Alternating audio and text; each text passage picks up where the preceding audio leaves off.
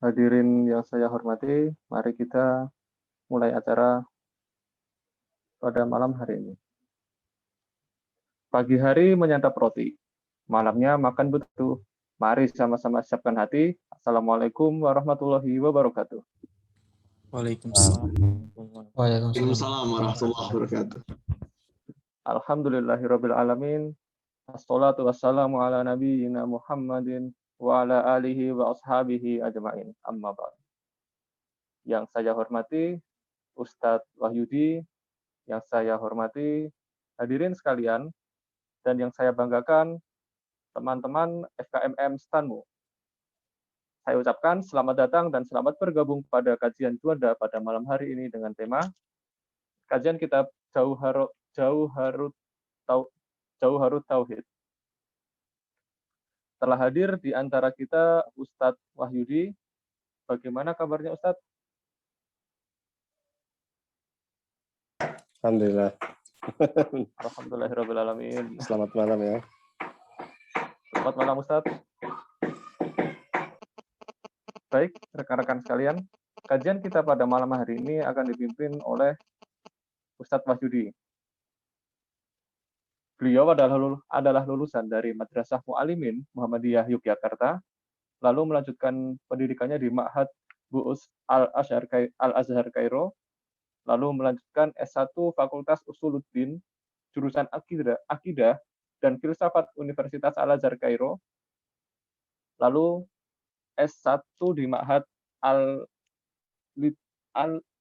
Al-Idrosah Islamiyah Kairo, lalu S2 Manajemen Ekonomi Syariah Universitas 11 Maret, kemudian S2 di American Open University Kairo, jurusan Ekonomi Islam. Beliau juga aktif di berbagai organisasi, yaitu di Ikatan Cendekiawan Muslim Indonesia, Kajian Pemikiran Islam Al-Mizan Study Club maksud saya, mantan Ketua PCI Muhammadiyah Mesir, pengasuh Pondok Pesantren Modern Al-Muflihun, pengasuh kajian WA dan channel Telegram Al-Muflihun, kajian Rumah Ilmu, juga grup FB Rumah Ilmu, Usul Fikih, dan Rumah Ilmu Politik Islam. Karya beliau, wah ini nggak bisa dibilang sedikit kawan-kawan. Yang pertama adalah menggugat fikih kebinekaan, selanjutnya adalah Islam menjawab, selanjutnya adalah Ahlul Haq wa Sunnah, itu ada 3 jilid, selanjutnya adalah Ijtihad Semantik, selanjutnya adalah Fikih Praktis, itu ada 7 jilid. Baik, sebelum kita memulai kajian pada malam hari ini, alangkah lebih baiknya jika kita memulainya dengan membaca bacaan basmalah. Bismillahirrahmanirrahim. Baik hadirin sekalian, langsung saja kita mulai acara kajian pada malam hari ini. Kepada Ustadz Wahyudi, kami persilakan.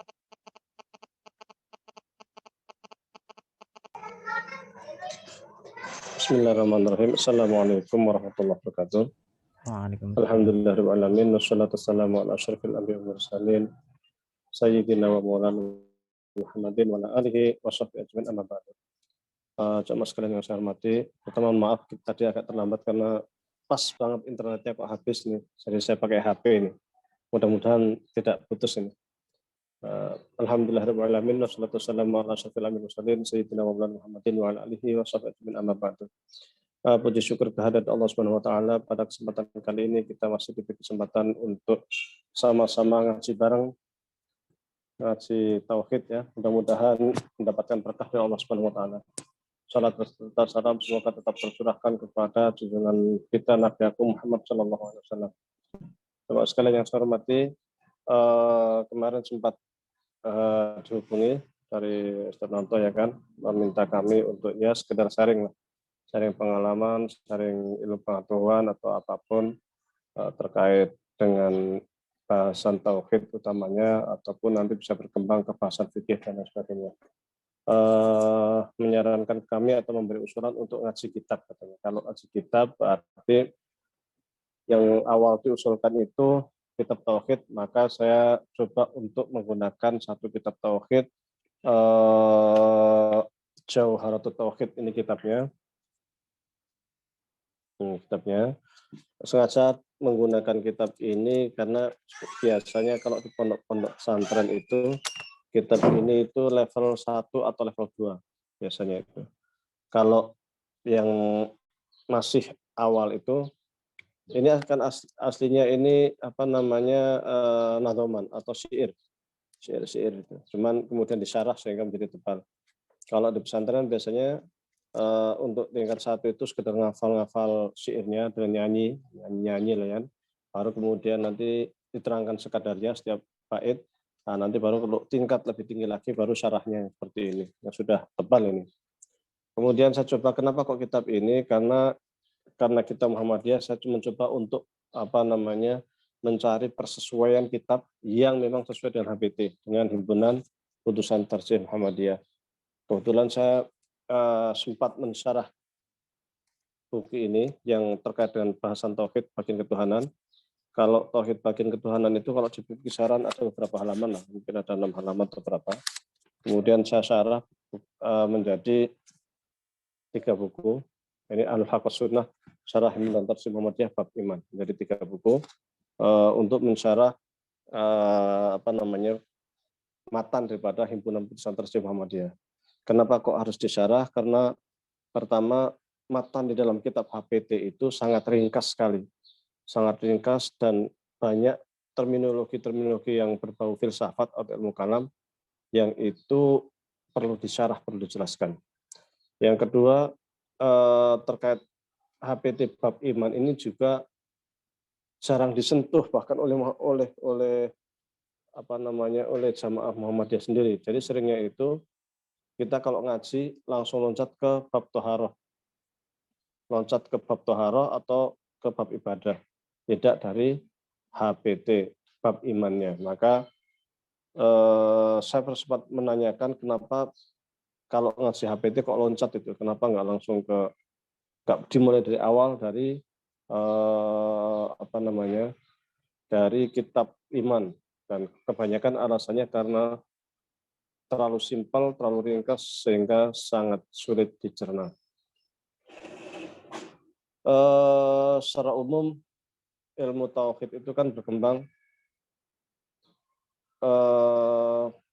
Kalau tauhid itu sendiri, wahada yuwahidu tauhid, ya kan, artinya mengisahkan Allah, ya, mengisahkan Allah.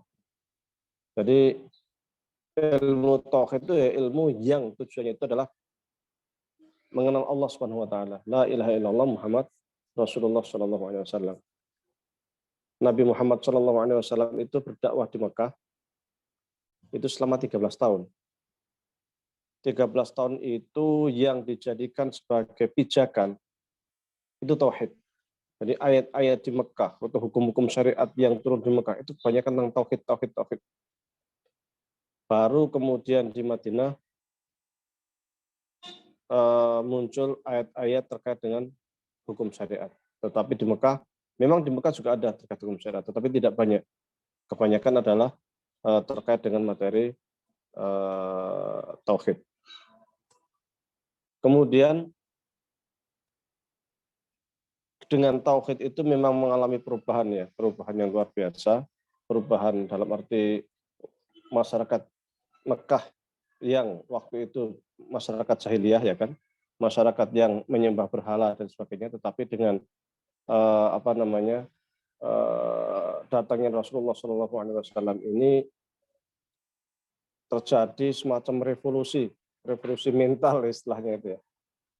Revolusi mental, karena kalau kita lihat itu benar-benar terjadi perubahan yang sangat dahsyat. Yang sebelumnya manusia itu tunduk kepada apa namanya benda, tunduk kepada berhala. Nah, di sini lagi akan mungkin saya berhenti dulu sejenak.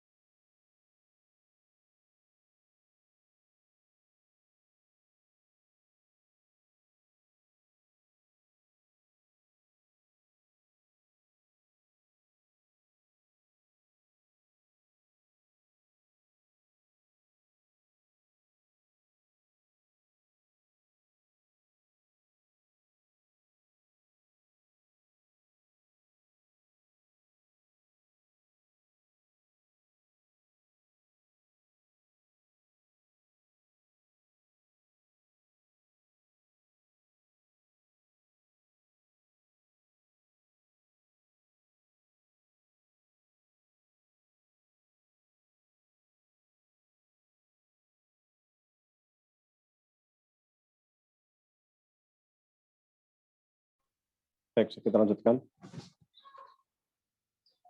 Jadi dengan adanya la ilaha illallah ini, tauhid ini terjadi perubahan yang luar biasa. Kalau kita lihat sesungguhnya masyarakat yang tinggal di Mekah, Madinah pada waktu itu di kancah politik internasional itu bisa dikatakan tidak dianggap.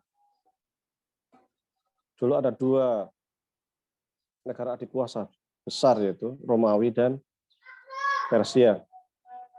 Bahkan Arab itu menggunakan mata uang dinar dan dirham itu sesungguhnya adalah mata uang Persia dan Romawi, tidak punya mata uang sendiri. Mereka berdagang ke Syam, ya kan, ke tempat-tempat lain. Mata uang yang digunakan adalah mata uang Persia dan Romawi. Dari sisi akhlak juga bisa dikatakan bobrok, karena kalau mereka punya anak perempuan, itu sebagian suku merasa malu kenapa harus punya anak perempuan, karena anak perempuan itu nggak bisa bekerja, nggak bisa beri nafkah, sehingga mereka terkenal dengan istilah wa'dul banat, atau mengubur anak perempuan hidup-hidup. Dan ini diabadikan di dalam Al-Quran, wa idzal mau'udatu su'ilat, dan ketika kelak di akhirat anak perempuan yang dikubur hidup-hidup itu ditanya kenapa dia dikubur hidup-hidup sementara dia itu tidak bersalah sama sekali. Namun keberadaan Islam itu, keberadaan la ilaha illallah ini luar biasa. Hanya dalam jangka 23 tahun saja berubah tatanan masyarakat, berubah total. Ketika Rasulullah hijrah, itu sudah membentuk sebuah negara. Syarat negara itu kan ada pemimpin, dan Rasulullah waktu itu sebagai pemimpin. Ada hukum, dan waktu itu Al-Quran dan Sunnah merupakan hukum yang berlaku di Madinah. Ada wilayah, teritorial, Madinah dan sekitarnya. Dan diakui oleh negara-negara lain. Bahkan Rasulullah itu ngirim surat ke Persia, ngirim surat ke Romawi, ke Ethiopia, dan sebagainya, meminta mereka untuk masuk Islam dengan stempel Muhammad Rasulullah, stempel kenegaraan. Itu artinya bahwa bentuk negara Madinah itu waktu itu sudah muncul, sudah ada. Dan sebelumnya itu tidak ada. Hanya dalam 23 tahun sudah terbentuk sebuah negara yang ditakuti. Waktu perang Tabuk itu umat Islam cuma berapa? 3.000 melawan Romawi yang jumlahnya itu berapa? 200.000. Memang umat Islam waktu itu tidak menang ya. Artinya tidak ada yang menang, tidak ada yang kalah. Romawi pun tidak menang karena sama-sama mundur pada akhirnya. Tetapi itu memberikan pesan bahwasanya Madinah, negara Madinah itu negara yang ditakuti. Bayangkan 3.000 melawan 200.000, ya kan? Luar biasa. Kenapa bisa berani itu? Karena tauhid la ilaha illallah.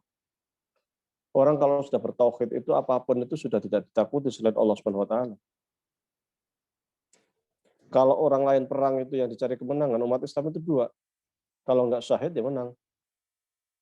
Syahid itu artinya dapat surga. Menang itu berarti izzah, dapat kemuliaan di dunia. Dan tentu saja kemuliaan di akhirat. Berani.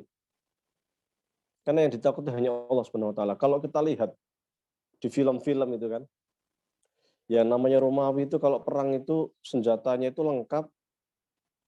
Tubuhnya itu semuanya besi, yang nampak cuma matanya doang.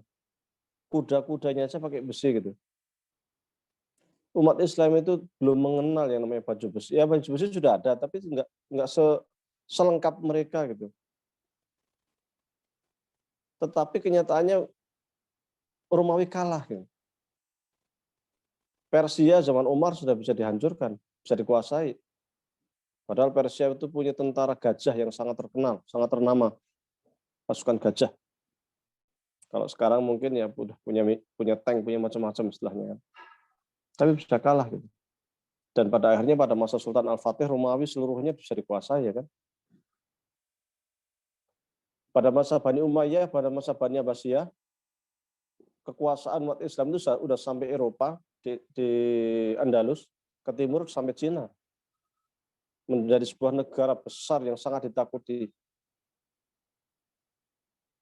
Bukan hanya kekuasaan saja, tetapi juga peradaban maju luar biasa.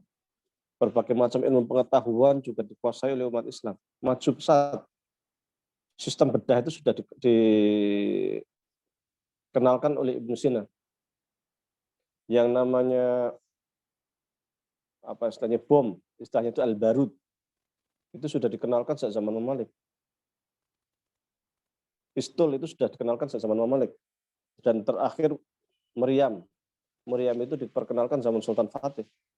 Jadi persenjataan itu juga dikuasai oleh umat Islam waktu itu. Yang waktu itu Barat pun belum kenal itu. Pada masa kejayaan Islam itu di Baghdad, di Asfahan, di Kairo, itu menjadi tradisi punya marsot. Marsot itu semacam penelitian antariksa, kayak semacam NASA. Itu menjadi ciri khas. Dari ilmu falak itu menjadi ciri khas umat Islam. Kota-kota besar itu mesti ada marsot. Tempat penelitian ruang angkasa itu selalu ada. Dan itu yang mempelopori sungguhnya adalah umat Islam. Kimia, fisika itu juga maju luar biasa, termasuk jam, air, ya kan. Itu yang memperkenalkan juga umat Islam itu. Bahkan terkait teori gravitasi umumnya, itu di dalam kitab Al-Iqtis, Maqasidul Falasafah Ghazali sudah diterangkan secara detail.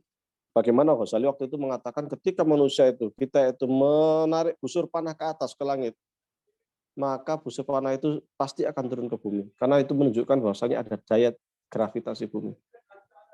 Ibnu Hazm pun sudah menerangkan secara detail terkait bumi bulat, bumi mengitari matahari, dan sebagainya.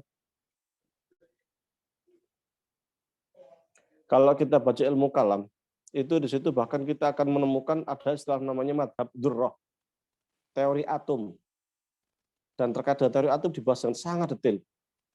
Mengapa atom itu bulat, kemudian mengapa berputar, mengapa putarannya itu teratur, macam-macam.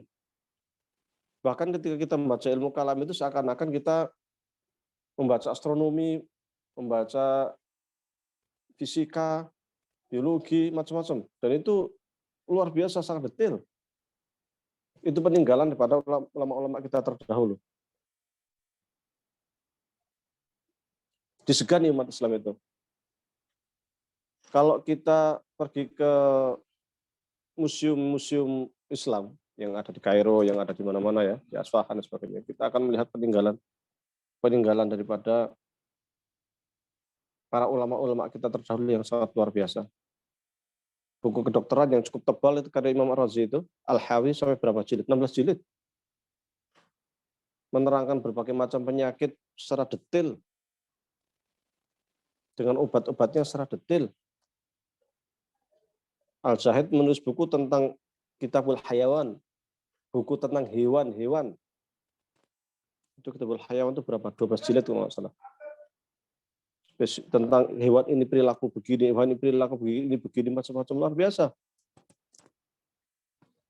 Sebelum Barat mengenal yang namanya itu kisah filsafat atau kisah Tarsan, di Andalus sana ada gurunya Ibn Rus menulis buku judulnya itu Ibnu Tufail ya, menulis buku Hayy ibn Yaqdhan. Bagaimana seorang itu lahir, kemudian dia itu berada di hutan. Di hutan tidak ada yang ngurus, dia sendiri, dia hidup di hutan, kemudian dia besar. Dia bisa kemudian dari sana dia punya teman, hewan-hewan dan lain sebagainya. Tapi kemudian dia itu berpikir bahwa hewan bisa hidup, kenapa ini bisa ini, kenapa ini bisa ini. Akhirnya dia mengenal Allah dengan akal pikirannya. Hayy ibn Yaqdhan itu sebuah buku sastra filsafat yang sangat luar biasa. Berbagai macam cabang ilmu pengetahuan dikuasai umat Islam.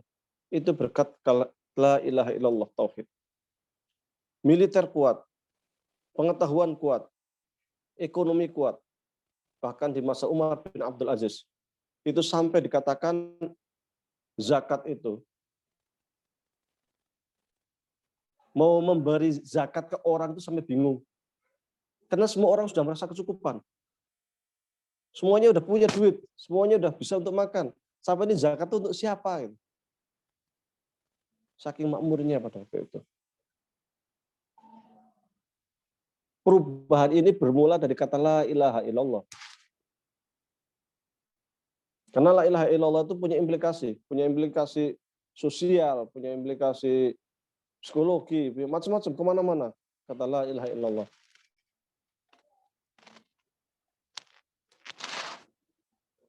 Kemudian pada masa Ali bin Abi Thalib terjadi kekisruhan. Itu dimulai dari masa Utsman bin Affan. Ketika Utsman itu dibunuh, kemudian Ali dibaiat, maka di situ mulai masalah. Karena yang membunuh Utsman itu kelompok besar.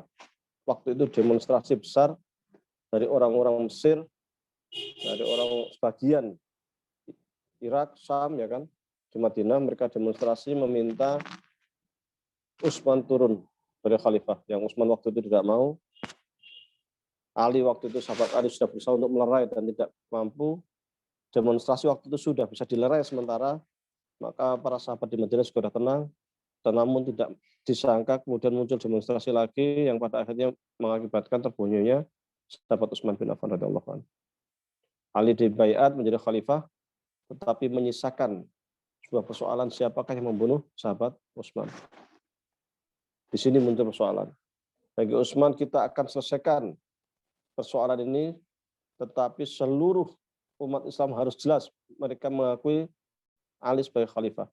Sementara Muawiyah bin Abi Sufyan, karena Utsman itu merupakan saudaranya, dia tidak mau mengakui Utsman sebagai khalifah sebelum, dan tidak mau mengakui Ali sebagai khalifah sebelum Ali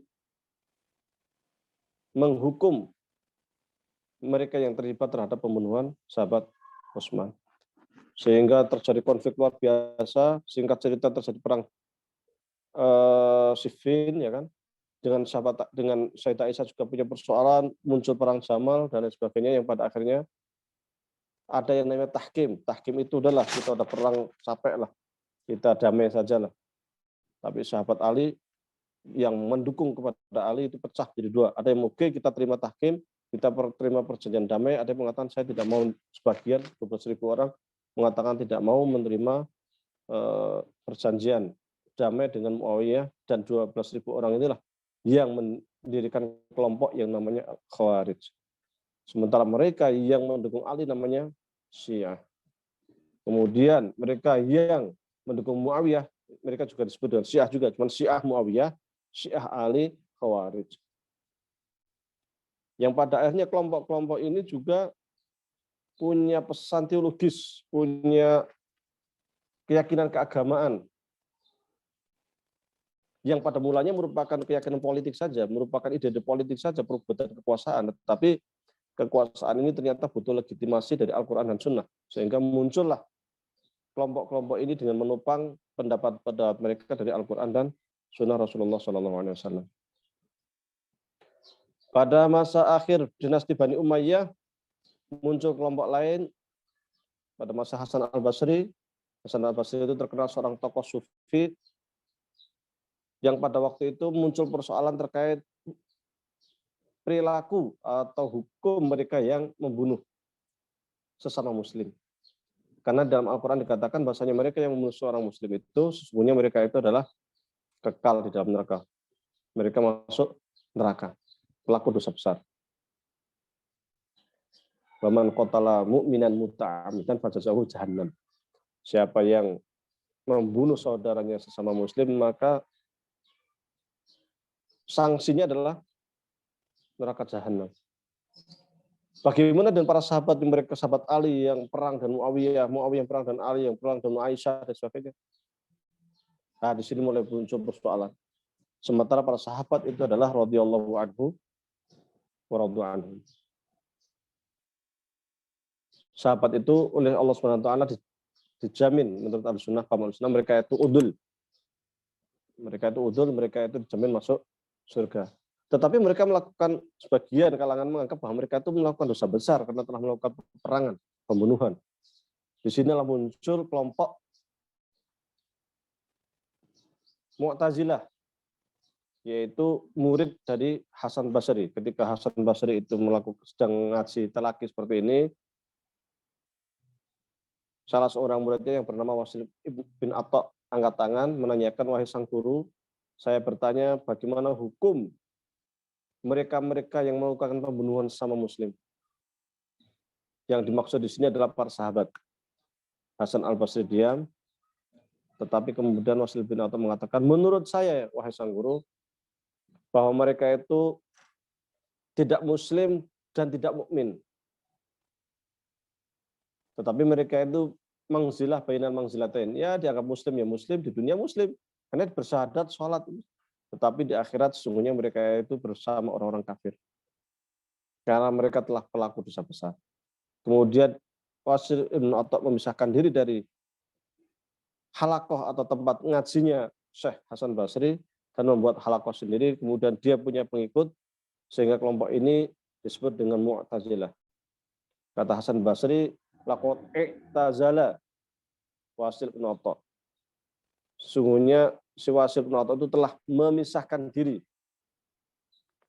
dari kami, dari ngajinya Hasan al-Basri. Muncullah kelompok namanya Mu'tazilah. Sehingga pada masa Bani Umayyah akhir, itu sudah ada Khawarij, sudah ada Syiah, sudah ada kelompok Ahlus Sunnah. Ahlus Sunnah waktu itu namanya Ahlul Hadis. Ada Murji'ah yang mereka itu, lah nggak usah lah kita cepat masalah ini, masalah itu, dan sebagainya. Kelompok-kelompok ini kemudian saling berseteru, terutama dari sisi politik. Mereka itu berebut kekuasaan, selalu berebut kekuasaan. Pada masa Bani Umayyah itu terjadi pemberontakan luar biasa, terutama dari kalangan Khawarij dan Syiah. Karena mereka menganggap bahwasanya kepemimpinan Bani Umayyah pada waktu itu tidak sesuai dengan Al-Quran dan Sunnah. Karena sifatnya itu wirasah, warisan, bukan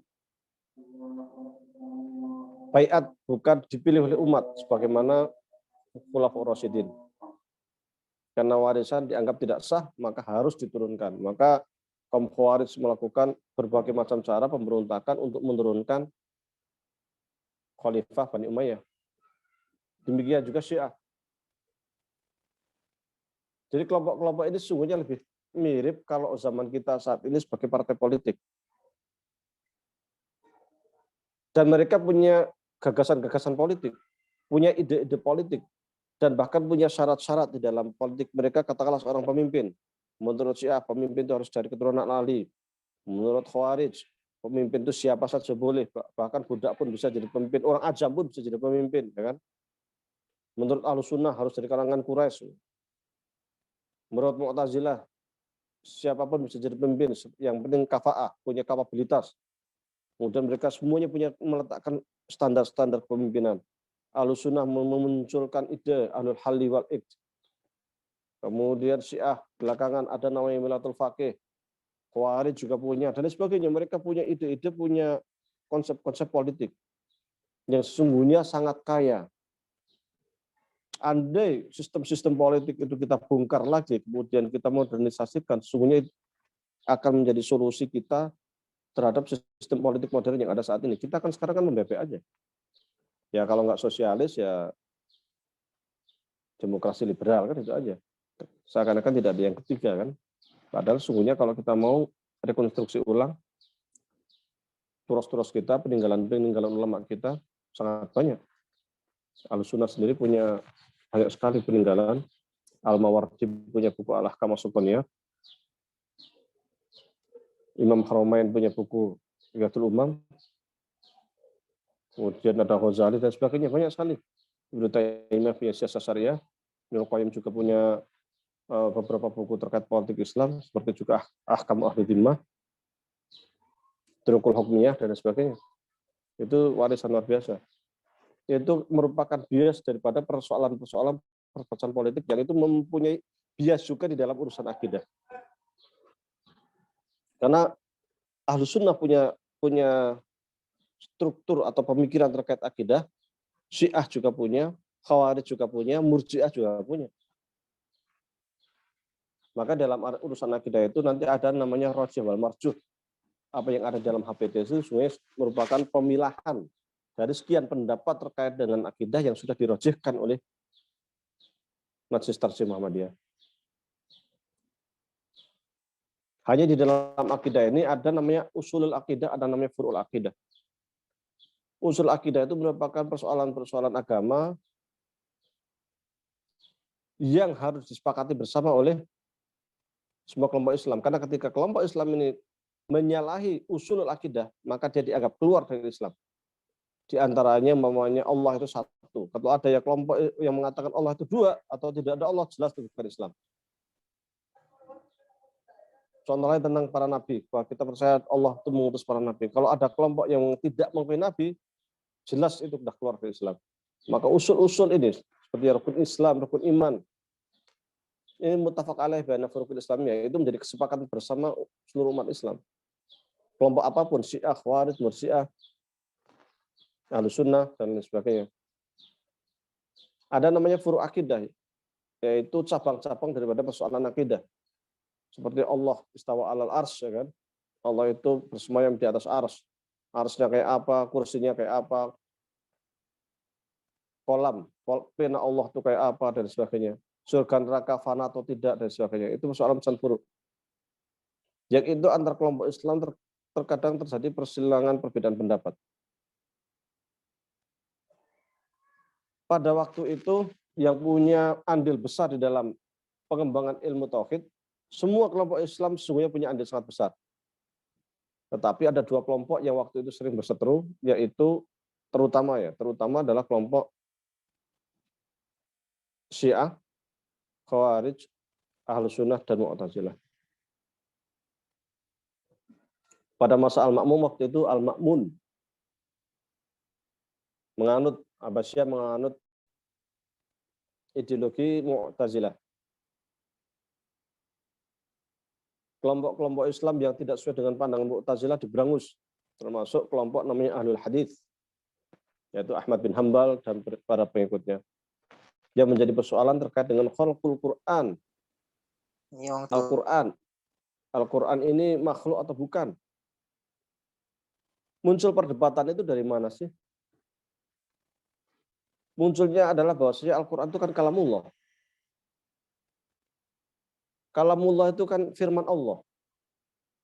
Di dalam ilmu bahasa, di dalam ilmu jurmiyah misalnya, disebutkan al-kalamu wa lafdzul murakkabu al-mufidu bil wad'i. Bahwasanya yang namanya kalam itu merupakan lafal atau ungkapan kata-kata yang tersusun rapi yang bisa dipahami bersama, yang merupakan yaitu terapan ataupun bahasa terapan suatu masyarakat. Kalau yang namanya lafal itu adalah sesuatu yang keluar dari mulut kita. Itu namanya lafal. Kalau dalam hati itu bukan lafal. Itu batin namanya. Jadi dia lafal. Kalau ia lafal itu sesungguhnya sesuatu yang awalnya tidak ada menjadi ada. Dan Al-Quran itu lafal karena dia bahasa. Bahasa itu mulanya tidak ada menjadi ada. Sebelum langit bumi diciptakan tidak ada bahasa. Setelah langit bumi diciptakan maka muncullah bahasa itu. Sesuatu yang munculnya dari permulaan itu namanya makhluk. Maka Mu'tazilah mengatakan bahwa Al-Quran itu makhluk.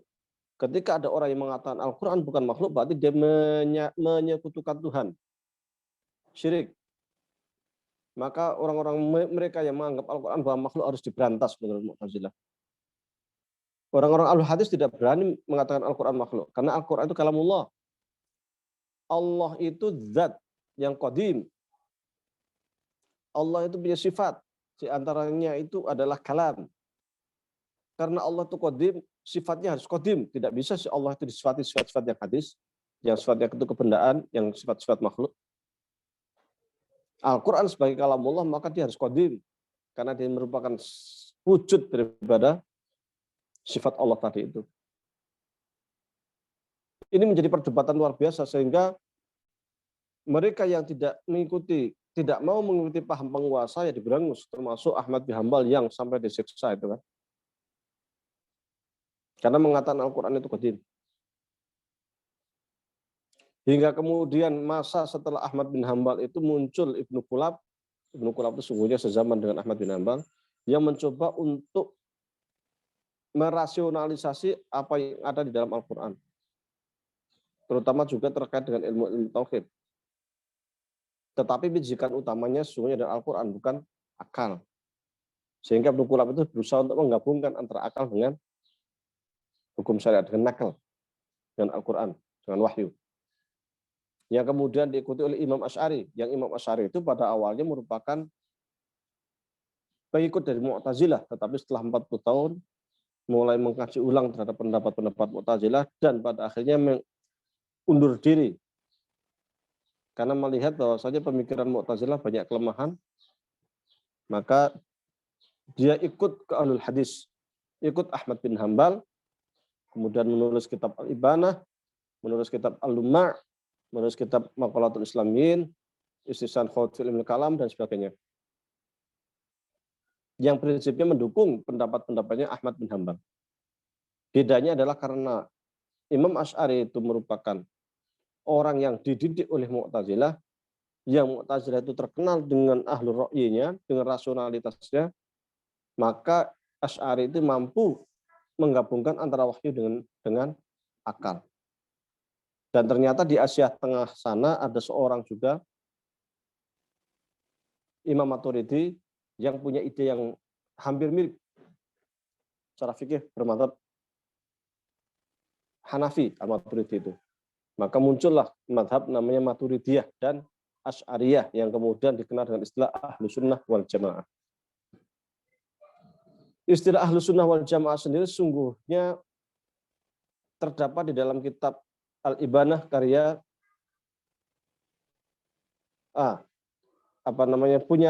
punya bukunya Imam Asy'ari yang judulnya itu Ahlus Sunnah wal Jamaah.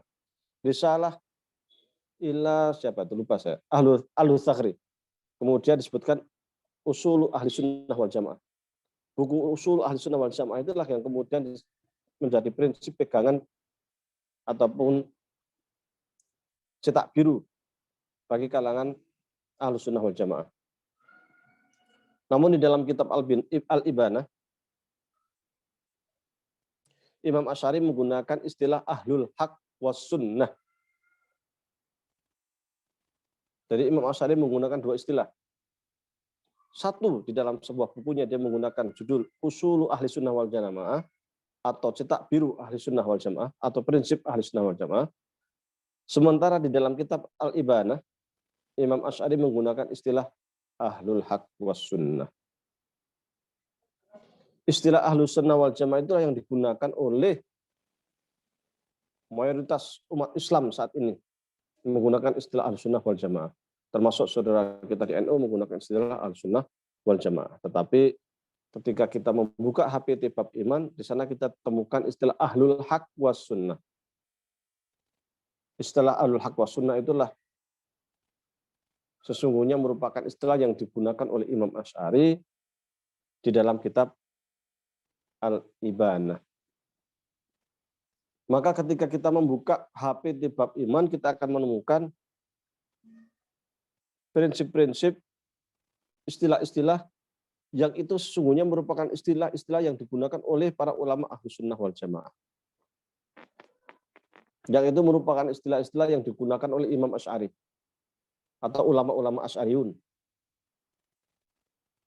Dari awal, bahkan dari amma ba'du fa'inal firqah najiyah dan sebagainya itu disebutkan di sana tentang prinsip-prinsip yang itu merupakan prinsip Ahlus Sunnah wal Jamaah. Dan kita akan menemukan di sana ada perbedaan yang mencolok antara himpunan putusan tarjih yang dirumuskan oleh para ulama kita dengan buku karya Ibnu Taimiyah atau karya Muhammad bin Abdul Wahhab atau yang disebut dengan istilah Wahabi. Di sana terdapat banyak perbedaan dalam kitab tauhidnya Muhammad bin Abdul Wahhab atau dalam kitab Kasyfus Syubhatnya sering ada istilah tri tauhid, tauhid 3 dan sebagainya. Dalam bab itu nggak ada seumpamanya. Sungguhnya banyak sekali perbedaan-perbedaan yang itu bisa kita cek langsung di dalam kitab-kitab karya Muhammad bin Abdul Wahhab, kemudian kita bandingkan dengan kitab-kitab Asy'ari. Baik. Kembali kepada Imam Asy'ari, kemudian setelah itu memang muncul perdebatan antara Asy'ari dengan Mu'tazilah, sehingga Asy'ari itu juga menggunakan ilmu mantik, Imam Asy'ari, kemudian diikuti oleh Imam Baqilani, diikuti oleh Imam Haramain, diikuti Imam Ghazali, Imam Razi, Imam Ijzi, dan lain sebagainya. Sehingga antara ilmu mantik itu ilmu logika Yunan, dengan ilmu kalam itu erat sekali. Selain ilmu mantik, di dalam ilmu kalam juga sering digunakan logika qiyas ghaib ala syahid. Qiyas ghaib ala syahid itu merupakan qiyas usuli.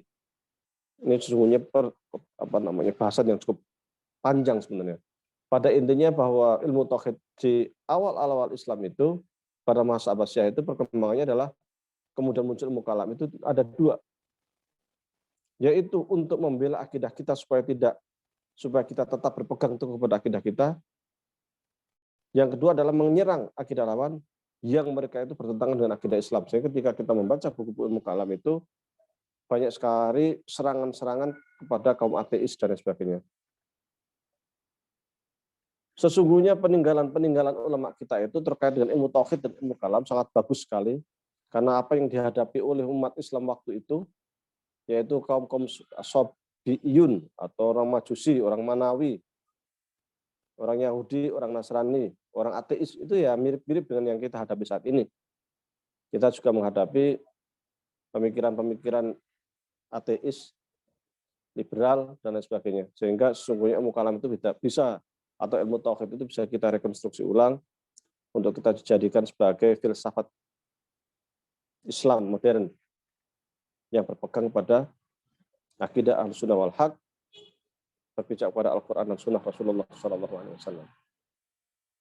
Baik, karena sudah lebih dari 50 menit, mungkin kita akan kembangkan dalam sesi dialog. Kalau saya katakan kita gunakan kitab Syarh Tauhid karena kesamaan antara kitab ini, kitab Syarh Tauhid itu merupakan kitab yang bermadzhab Asy'ari. Kesamaan kitab ini dengan kitab HBT Bab Iman. Dan saya tidak menggunakan buku karya Muhammad bin Abdul Wahhab, baik Kasyfus Syubhat atau kitab Tauhid, karena secara detail bahasan akidah sangat berbeda dengan HBT. Meskipun di Jamaah Muhammadiyah itu banyak menggunakan buku karya Syekh Muhammad bin Abdul Wahhab. Maka sungguhnya saya menulis buku Ahlul Haq Sunnah itu untuk putar jarum, supaya kita kembali ke HBT yang sesuai dengan HBT. Dan kita ketika ngaji kitab yang sesuai dengan HBT. Apakah kemudian Muhammad bin Abdul Wahhab salah?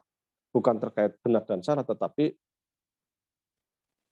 Majelis Tarjih sudah bermusyawarah dan sudah merojihkan, menguatkan pendapat yang menurut Himpunan Mustan Tarjih adalah pendapat Asy'ariyah atau Ahlul Haq wal Sunnah. Selama itu sudah dirojihkan, ya Jamaah Muhammadiyah mestinya mengikuti itu dan tidak mengikuti pendapat yang dimarjuhkan, yang tidak dianggap kuat. Wallahu a'lam wa billahi taufiq. Assalamualaikum warahmatullahi wabarakatuh. Saya serahkan ke moderator. Waalaikumsalam warahmatullahi wabarakatuh. Terima kasih banyak Ustadz atas penjelasannya. Masya Allah, sungguh ilmu yang sangat luar biasa nih. Baik teman-teman, silakan teman-teman bisa upload lewat reaction yang ada di Zoom. Nah, kalau diibaratkan ya Ustadz, berarti akidah itu ibaratnya seperti akar dari pohon. Jadi percuma saja pohon itu besar, namun akarnya itu nggak kuat, pasti roboh kan kalau ditiup angin. Dalam memandang setiap hal, dari penjelasan Ustadz tadi, saya jadi paham bahwa dibutuhkan yang namanya Islamic worldview. Sehingga kita dalam memandang sesuatu itu tidak melenceng. Baik, langsung saja hadirin sekalian, acara selanjutnya adalah acara tanya jawab. Bagi hadirin sekalian yang ingin bertanya bisa melalui fitur raise hand atau chat, namun saya lebih menyarankan untuk menggunakan fitur raise hand agar bisa bertanya langsung secara lisan kepada Ustadz Wahyudi. Baik, ini sudah ada satu Ustadz dari Mas Rian. Silakan. Assalamualaikum warahmatullahi wabarakatuh. Selamat malam Ustadz Wahyudi, moderator Mas Naufal. Mohon izin Ustadz bertanya. Saya tanyanya sedikit tentang tauhidnya ya Ustadz. Kalau kita belajar tauhid versi dari Abdul Wahab itu kan dikenal ada 3, rububiyah, ubudiyah, uluhiyah. Lalu kalau kita dari kecil kita dididik tauhid Asy'ariyah itu kan 20, kita dikenal 20 sifat Allah kan Ustaz, yang wujud, qidam, baqa, mukhalafatul hawadis, qiyamu binafsi, wahdaniyah, kudrat, iradat, ilmu, hayat, sama, basar, kalam, kadiran, muridan, aliman, hayyan, sami'an, basyiran, mutakaliman. Nah, terakhir. Saya pernah Ustaz di dalam satu fase di kehidupan saya pernah ikut ngaji Jauharat Tauhid. Di situ tuh saya lupa bait yang keberapa, karena kan ada 144 bait seingat saya. Di salah satu bait itu disampaikan apakah Allah punya perasaan, itu sebagian ulama menyarankan untuk kita diam saja, tidak usah bertanya tentang hal itu gitu. Kemudian jadi pertanyaan di hati saya Ustadz, apakah Allah sebagai sebuah zat itu punya perasaan atau tidak gitu, atau karena Allah itu berkehendak, semuanya itu Allah itu berkehendak atas segala sesuatu tanpa harus memiliki perasaan. Jika kita merujuk dari kitab tersebut, saat kajian itu disampaikan, ini nggak usah ditanya, ini diam aja, terima aja. Apakah Allah punya perasaan atau tidak, kamu nggak usah bertanya, yang penting apa yang terjadi, kamu bisa lihat gitu loh. Tapi itu bukan jawaban yang memuaskan bagi kami Ustadz ketika itu. Nah, kira-kira Ustadz ada pandangan yang bisa menjelaskan hal tersebut, apakah menjawab pertanyaan itu, apakah Allah punya perasaan, atau lebih kepada kenapa sih itu nggak boleh dipertanyakan gitu loh Ustaz. Terima kasih. Assalamualaikum warahmatullahi wabarakatuh. Waalaikumsalam. Terima kasih kepada Mas Rian. Mohon izin Ustadz, apakah pertanyaannya langsung dijawab atau langsung dijawab aja, nanti biar nggak lupa. Baik. Yang pertama terkait sifat 20 dan lain sebagainya. Sungguhnya ketika kita membaca buku-buku tauhid atau ilmu kalam dan sebagainya, sifat Allah itu termasuk paham Asy'ariyah, sifat Allah itu tidak terbatas. Bahkan semua yang menunjukkan tentang kesempurnaan Allah itu merupakan sifat Allah. Adapun 20 itu dianggap sebagai ringkasan saja. Di sini juga sesungguhnya baik kalangan atau dari Muhammad Syekh Muhammad bin Abdul Wahab, dari Wahabi ya, terkait sifat Allah itu juga sama sesungguhnya. Allah punya sifat tak terbatas. Jadi Allah tadi tentang tentang tauhid yang 3 dengan sifat 20 itu dua bahasan yang berbeda. Dua bahasan yang berbeda. Kalau sifat 20 ini terkait dengan sifat-sifat Allah. Baik kalangan Asy'ariyah maupun Wahabiyah sama-sama mengakui bahwa Allah itu punya sifat tak terbatas.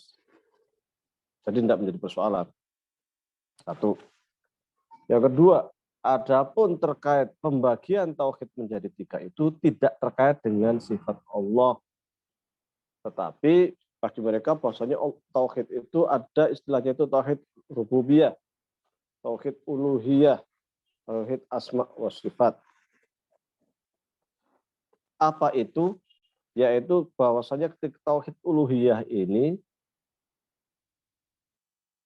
merupakan pengakuan bahwasanya hanya Allah al-ma'bud, Allah yang berhak untuk disembah. Yang kedua, ada namanya tauhid rububiyah, itu merupakan pengakuan bahwasanya Allah inilah yang menciptakan langit dan bumi, yang memangku, yang mengurus langit dan bumi. Tauhid asma wa sifat merupakan sifat-sifat Allah yang hanya layak dimiliki oleh Allah dan tidak sama sedikit pun dengan sifat-sifat makhluk. Yang menjadi pertanyaan besar sesungguhnya adalah sifat atau tauhid rububiyah itu mereka mengatakan sesungguhnya setiap manusia itu telah bertauhid rububiyah. Wala in sa'altahum man khalaqas samawati wal ard la yaquluna Allah. Jika engkau tanyakan siapakah pencipta langit dan bumi, maka sesungguhnya mereka semuanya akan mengatakan Allah. Sehingga mereka berpendapat seluruh manusia itu sesungguhnya telah bertauhid. Inilah di antara salah satu kelemahan pembagian tauhid mereka itu. Karena sesungguhnya ayat wala in sa'altahum ini turun untuk orang Arab. Bahwa orang Arab jahiliyah itu memang sesungguhnya mereka mengakui adanya Tuhan Allah. Hanya mereka percaya dengan Lata dan Uzza dan Manat dan Uqs dan sebagainya. Sehingga mereka disebut dengan istilah musyrik. Apa itu musyrik? Musyrik itu adalah syarok kayu syariku, ya kan? Menyekutukan Allah. Apa maksudnya menyekutukan? Yaitu mereka percaya sama Allah, tetapi percaya dengan Tuhan lain juga. Jadi ada sekutu, ada teman. Itu Allah itu ada dua. Ada Tuhan Allah, ada Tuhan lain. Namanya Lata, namanya Uzza, dan lain sebagainya. Inilah yang disebut dengan istilah musyrik tadi. Tetapi kalau kita keluar Jazirah Arab, apalagi zaman sekarang, ada di dunia ini yang memang mereka itu tidak mengakui bahwasanya alam itu ada sang pencipta. Bahkan ada yang mengatakan alam itu muncul dengan sendirinya, ya kan? Bahwasanya atom itu konon tak terciptakan, bahwa alam raya itu muncul secara kebetulan. Teori-teori Marxis dan lain sebagainya itu kan mengatakan bahasa seperti itu. Teori-teori materialistik itu kan seperti itu. Alam raya itu muncul ya dari materi. Dan nanti akan hancur. Dan materi akan berubah lagi menjadi alam baru dan lain sebagainya. Ada orang yang tak percaya. Orang-orang komunis itu nggak percaya sama Tuhan sama sekali. Itu.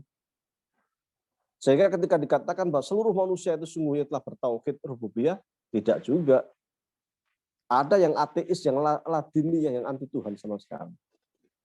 Kelemahan pertama. Kelemahan kedua, ketika di akhirat pun, ketika mereka itu meninggal dunia, yang ditanyakan man robbuka, rob. Rob itu terkait dengan tauhid apa? Rububiyah. Ketika mereka mengatakan bahwa seluruh manusia itu sungguh telah bertauhid rububiyah, sejatinya semestinya ketika mereka itu meninggal dunia dan ditanyakan di alam kubur terkait dengan tauhid rububiyah, mereka bisa, tetapi kan tidak. Karena mereka musyrik, karena mereka ingkar. Maka di dalam HPT bab iman dikatakan Allah itu apa? Al-ahadu fi uluhiyatihi wa sifatihi wa af'alihi. Al-ahadu, ahadu satu kesatuan, baik di dalam sifat uluhiyahnya, baik dengan sifatnya dan sebagainya, itu satu kesatuan, tidak dipisah-pisah seperti ini. Menjadi tiga itu tidak. Itu dalam kitab HPT bab iman.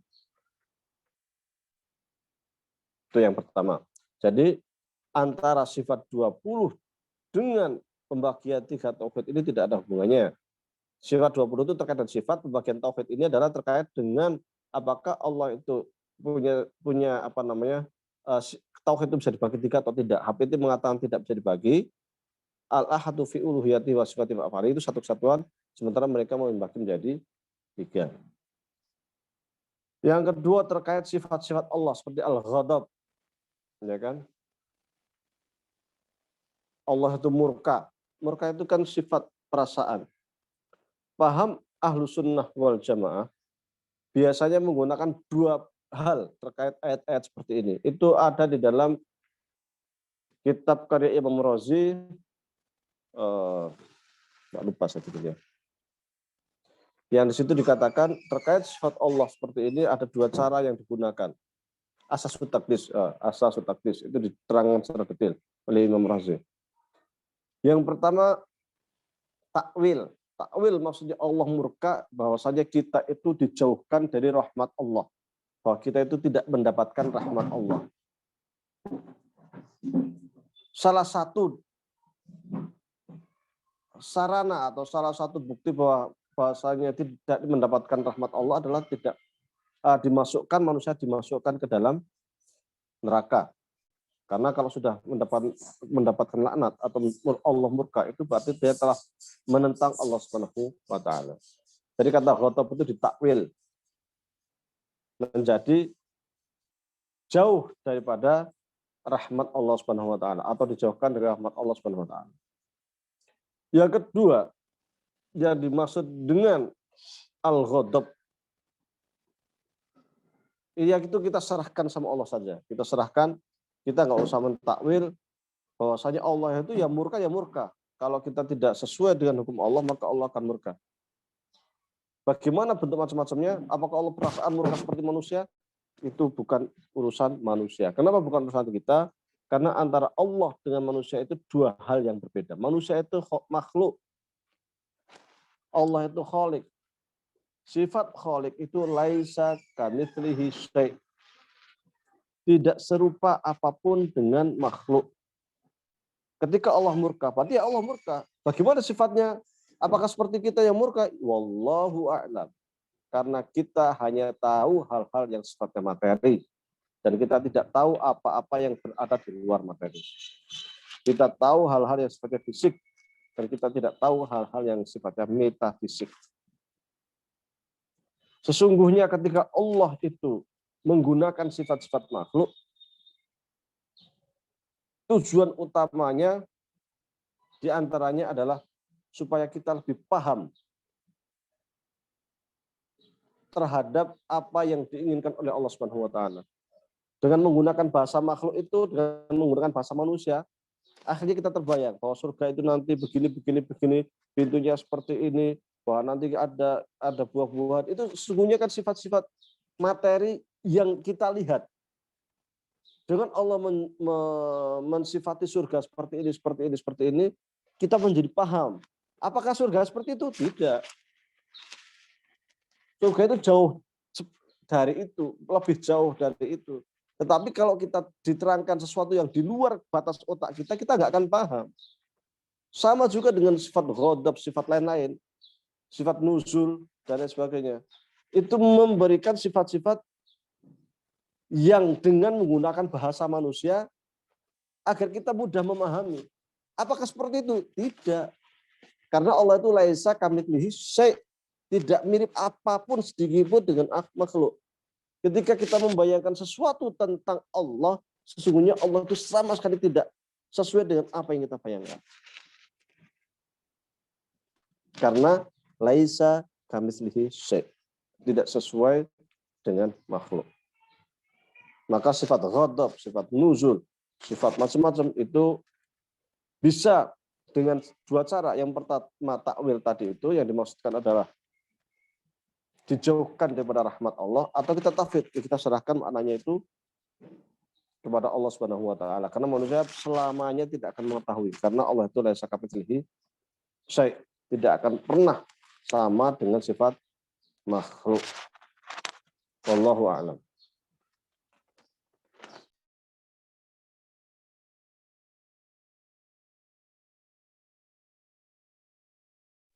Baik, terima kasih Ustadz atas penjelasannya. Dari Mas Rian, apakah sudah jelas atau ada yang ingin ditanyakan lagi? Siap, sudah. Nggak apa-apa, yang lain dulu aja. Siap, terima kasih Mas Rian. Silakan bagi hadirin sekalian untuk dapat bertanya, bisa melalui fitur raise hand, bisa juga melalui chat. Baik, ini sudah ada satu, Mas Faisal Ibrahim. Silakan Mas Faisal. Izin bertanya, Ustaz. Mengapa akidah Asy'ari hanya menetapkan 20 sifat Allah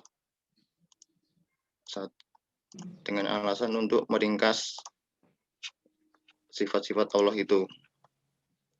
Tetapi di sisi lain, akidah Asy'ari menolak sebagian sifat-sifat Allah dan malah menakwilnya.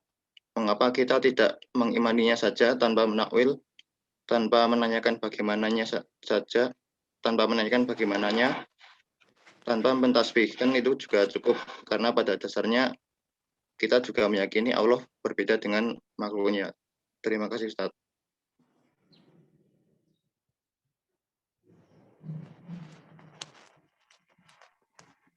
Saya Baik, langsung silakan Ustaz. Ustaz. Saya sampaikan tadi bahwasanya sifat Allah itu, paham Asy'ari mengatakan sifat Allah tidak terbatas. Adapun 20 tadi itu karena menurut mazhab Asy'ari bahwasanya kita boleh menyebutkan sifat Allah itu hanya yang tertuang di dalam Al-Qur'an dan sunnah Rasulullah SAW. Maka yang tidak tertulis, karena Allah menciptakan langit bumi, kemudian kita mengatakan, oh Allah itu insinyur, bisa menciptakan alam raya, Allah itu sang maha insinyur, namanya kan. Menurut paham ahli sunnah wal jamaah tidak boleh. Kenapa? Karena insinyur itu sifat manusia yang itu diperoleh dari belajar sehingga dia bisa membuat sesuatu.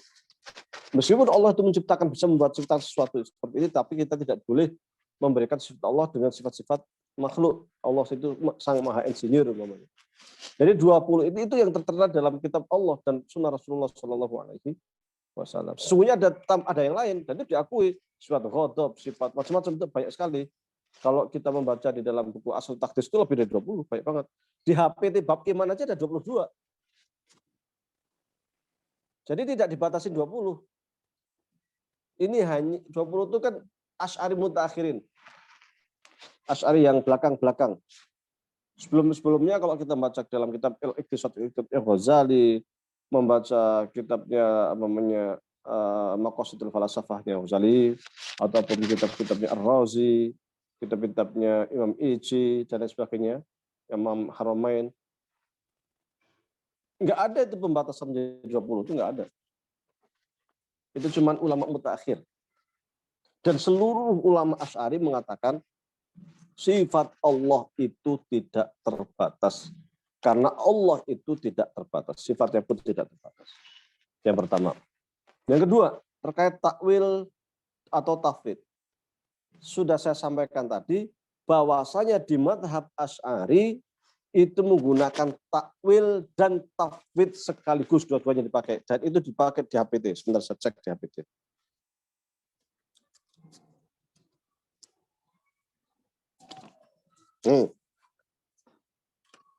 Di HPT juga takwil dan tafwid sekaligus. Jadi kalau menggunakan tafwid itu apa? Tafwid itu menyerahkan amanah sama Allah Subhanahu wa taala. Udahlah, itu bukan urusan kita. Kalau takwil, kita takwil sesuai dengan bahasa. Takwil pun ada syaratnya, enggak sembarangan takwil. Takwil itu apa sih?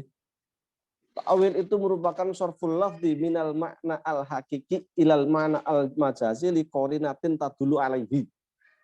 Takwil itu memalingkan makna yang sesungguhnya ke makna lain karena ada indikator tertentu yang menunjukkan bahwa ia harus takwil. Dan takwil itu untuk indikatornya itu ada 4. Bisa jadi indikator syar'iyah, bisa jadi indikator syariah itu adalah indikator yang terkait hukum syariat atau syariat yang merubah makna itu. Seperti sholat. Sholat itu kalau mana bahasa itu artinya doa. Jadi kalau kita sudah doa, itu artinya kita sholat. Orang Arab ketika orang Kristen doa bilangnya sholat. Orang Yahudi doa bilangnya sholat. Huma yusallun. Mereka sedang sholat. Artinya sedang berdoa. Tetapi kemudian oleh hukum syariat, makanya kalau kita belajar fikih itu ada as-sholatu lughatan ad-du'a'u, ya kan? Sholat itu menurut bahasa itu doa. Wa syar'an menurut syariat itu merupakan suatu perbuatan yang dimulai dengan takbiratul ihram, diakhiri dengan salam dengan niat tertentu dan cara-cara tertentu. Itu sholat, ya kan? Jadi yang merubah itu siapa? Hukum syariat. Kalau kita ini namanya takwil, jadi kata sholat itu jadi takwil. Kalau kita tidak mentakwil sholat, maka kita doa aja sudah cukup, sudah sholat itu. Karena memang aslinya doa, tapi ditakwil. Siapa yang mentakwil? Takwil itu apa? Merubah makna. Maka alih syariat dirubah makna ini dari doa menjadi perbuatan tertentu. Itu namanya qarinah syar'iyah. Ada namanya qarinah akliyah atau indikator akal. Ketika saya mengatakan seumpama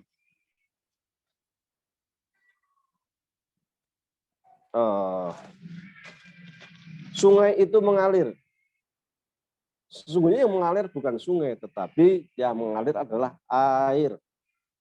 Tetapi secara logika itu orang semua ketika saya mengatakan sungai mengalir ya airnya yang ngalir bukan sungai. Sungai tetap di tempat kan seperti itu. Ada qarinah lughawiyah, bahasa metafor. Itu asatan fil ma'rakah namanya kalau bahasa Arab. Saya melihat singa di medan perang, maksudnya adalah orang yang sangat berani. Kalau bahasa Indonesia seumpama daun itu melambai-lambai. Daun kok melambai-lambai? Melambai-lambai itu orang tangannya, tapi kiasan. Ada juga namanya qarinah orfiyah atau indikator tradisi. Seumpama saya mengatakan saya bersumpah tidak akan makan daging. Nah, ini kan kemudian ada tamu datang bawa ikan tongkol, kan ada daging tongkol tuh. Saya makan, apakah saya melanggar sumpah? Menurut tradisi enggak, karena tongkol meskipun daging itu ikan. Tidak disebut daging itu daging sapi, daging kambing, daging unta, ya kan? Nah, ini namanya qarinah, indikator. Jadi mentakwil pun harus ada indikator itu karena dia akan merubah makna asli. Namanya Allah itu murka. Murka ya kalau kita manusia, murka itu kan suaranya diangkat, matanya sampai ke melotot, suaranya kenceng gitu kan. Apakah ketika Allah murka itu seperti itu? Ya kan? Akhirnya, wah kayaknya nggak seperti itu deh. Maksudnya itu kita jauh dari rahmat Allah. Nah, dan takwil pun seperti itu. Tapi ketika kita mengatakan sudah serahkan sama Allah, itu juga benar. Jadi Asy'ari menggunakan dua-duanya. Takwil boleh, tafwid pun boleh. Kita lihat di APT. Wa syartu sihatil i'tiqadi fi dzalika alla yakuna fi syai'un ya maksud tanziha wa ulwil maqami al-ilahi. Adapun syarat yang benar atau akidah yang benar itu adalah supaya kita itu ketika mensifati Allah itu jangan sampai kemudian mensifati Allah yang itu melanggar kesucian Allah. An mutasyabihatil makhluqin, dengan menyamakan Allah dengan makhluk, nggak boleh. Fa in warada ma yuhimu zahiruhu, kalau kita menemukan di dalam ayat Al-Qur'an atau Al-Hadis itu sesuatu yang kok agak aneh, maksudnya secara pemahaman kok agak janggal, dzalika fil mutawatir maksudnya Quran dan sunnah yang mutawatirah, wajabal i'radu anhu bit taslim lillahi fil ilmi bi maknahu mal i'tiqadi bi anna dzahir ghairul murad. Kalau ada makna setiyatullah pokoknya tentang Allah di atas tangan mereka ya kan, maka kita harus wajabal i'rad anhu, kita palingkan makna itu. Bitaslim lillah, serahkan aja makna sama Allah. Fil ilmi bi maknahu mal i'tiqad bi anna dzahir ghairul murad, tetapi tetap berkeyakinan bahwasanya makna zahir itu bukan makna yang diinginkan oleh ayat. Ketika Allah mengatakan tangan Allah itu di atas tangan mereka, yadullah fawqa aydihim, maka bukan kita serahkanlah maknanya sama Allah SWT. Allah yang benar. Tetapi kita tidak boleh percaya, tidak boleh berkeyakinan bahwa makna zahir itu yang benar, bahwa benar-benar Allah itu punya tangan. Tangan itu apa? Tangan itu punya 5 jari, ada darah, ada tulang, soalnya kan kita nggak boleh berkeyakinan seperti itu. Allah itu punya tangan seperti tangan kita itu. Kita serahkan semuanya sama Allah, termasuk makna zahir itu bukan makna yang diinginkan oleh Allah. Sehingga tafwid itu sebenarnya juga takwil juga gitu. Karena memalingkan dari makna yang sebenarnya. Kita serahkan sama Allah, tetapi makna yang ada itu bukan makna sebenarnya. Cuman kita serahkan sama Allah itu maknanya. Atau ditakwilin, kita takwilkan. Takumu alaihil qarainul maqbulatu, dengan melihat qarinah yang kira-kira qarinah itu bisa diterima. Qarinah itu indikator, dan sebagaimana yang saya sampaikan tadi, indikator itu dibagi menjadi 4. Qarinah lafziyah atau urfiyah atau lughawiyah atau syar'iyyah. Terkait hal ini juga dibahas secara detail oleh Ibnu Rus di dalam kitabnya Faslul Maqal fi ma baina asy-syari'ah wal hikmah wal iktisad. Beliau banyak memberikan catatan-catatan terkait dengan qarinah-qarinah, kemudian syarat-syarat takwil dan lain sebagainya. Sesungguhnya bisa dirujuk ke dalam kitabnya Ibnu Rus dan juga Al-Ghazali. Imam Ghazali di dalam kitabnya Faisal Tafriqah bainal Islam wal Zindiqah juga banyak membahas terkait dengan takwil terhadap ayat-ayat ini. Kalau Imam Razi di dalam kitab Asasut Taqdis itu kisaran 300 atau 400 halaman khusus membahas terkait dengan ayat-ayat mutasyabihat seperti itu. Hanya ayat-ayat ini sesungguhnya adalah konsumsi intelektual aslinya, bukan konsumsi orang awam aslinya. Karena ketika ini disampaikan kepada orang awam, yang terjadi adalah balbalah, kekacauan. Akhirnya, wah ini saling mengkafirkan, menyalahkan Allah itu di atas arsy, masa Allah di atas arsy, masa begini, masa begini. Ya, itu kan enggak menjadi tidak baik juga. Bagi kita ya kita serahkan semuanya sama Allah dan kita tetap beribadah, berkeyakinan, ya kan, sesuai dengan yang ada dalam hati kita, dengan tidak mentakwil atau macam-macam lah. Itu serahkan saja kepada mereka-mereka yang memang memperdalam ilmu kalam. Dan memang tujuannya itu waktu itu adalah untuk mengkantar pendapat-pendapat orang Yahudi, Majusi dan sebagainya yang mereka itu sering menyamakan Allah dengan manusia, dengan makhluk. Maka dikantar dengan ilmu kalam. Sementara di Al-Quran juga terdapat sifat-sifat seperti itu, sifat-sifat makhluk. Maka para ulama kalam membuat dua hal itu, yaitu takwil atau tafsir. Tetapi bukan isbat. Ini perbedaan kita dengan kalangan Wahabiyun yang mereka itu cenderung isbat. Apa itu isbat? Isbat itu meyakini lafal. Karena menurut sebagian mereka bahwa Allah itu menurunkan Al-Quran dengan bahasa Arab. Bahasa itu ya al-kalam wa lafdzul murakkab wal mufid bil waqt, itu tadi bahasa itu ya bahasa terapan seperti yang kita bicarakan ini, yang biasa digunakan oleh umat manusia. Untuk apa Allah menciptakan bahasa, menggunakan bahasa tetapi tidak bisa dipahami? Itu namanya abasan, itu namanya sia-sia. Maka ketika Allah mengatakan Allah ayat ini, ya udah kata-kata ayat itu tangan ya tangan ya tangan. Kita percaya saja tangan Allah.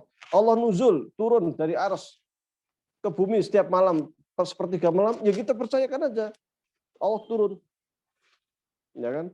Itu isbat namanya.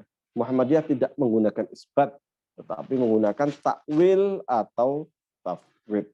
Wallahu a'lam. Silahkan yang lain. Baik, terima kasih Ustadz. Berhubung waktu sudah habis, maka kami cukupkan hanya 2 penanya saja. Sebelum kita menutup acara pada malam hari ini, mohon kesediaan dari Ustadz Wahyudi untuk memberikan closing statement.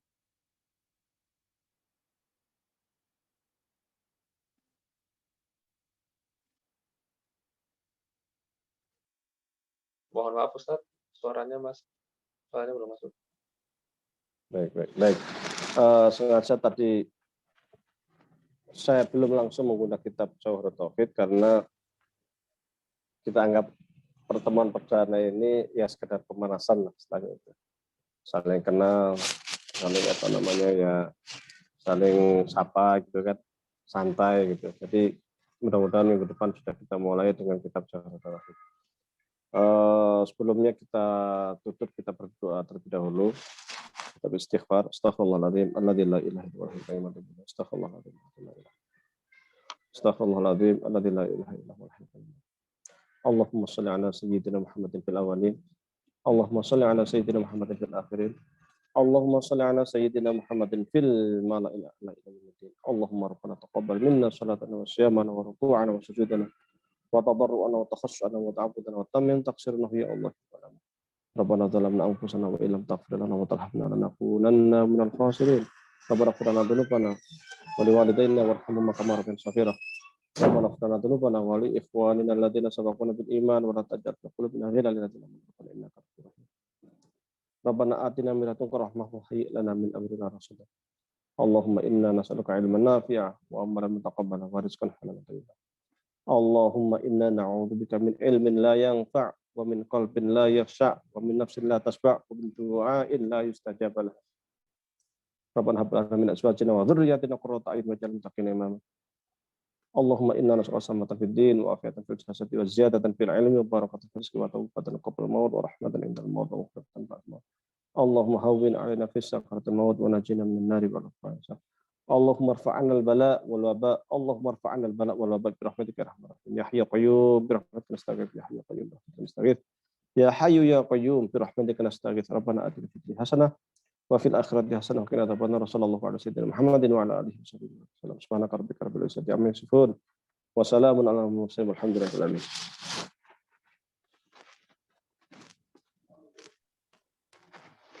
Jazakumullah khair Ustadz atas materi yang telah diberikan pada malam hari ini dan juga kesediaan Ustadz memimpin doa pada malam hari ini.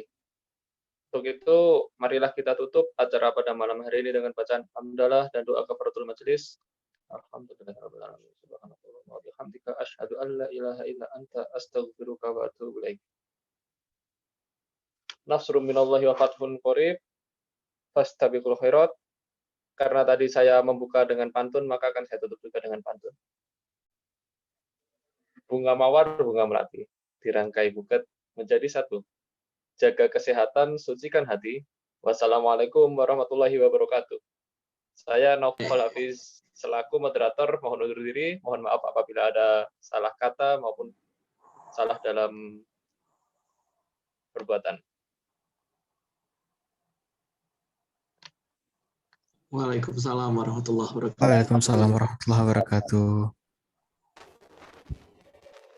Terima kasih Ustadz ilmunya. Hadirin yang telah hadir. Terima kasih. Sama-sama. Mudah-mudahan selalu. Izin undur diri ya. Assalamualaikum warahmatullahi wabarakatuh. Waalaikumsalam. Waalaikumsalam warahmatullahi wabarakatuh.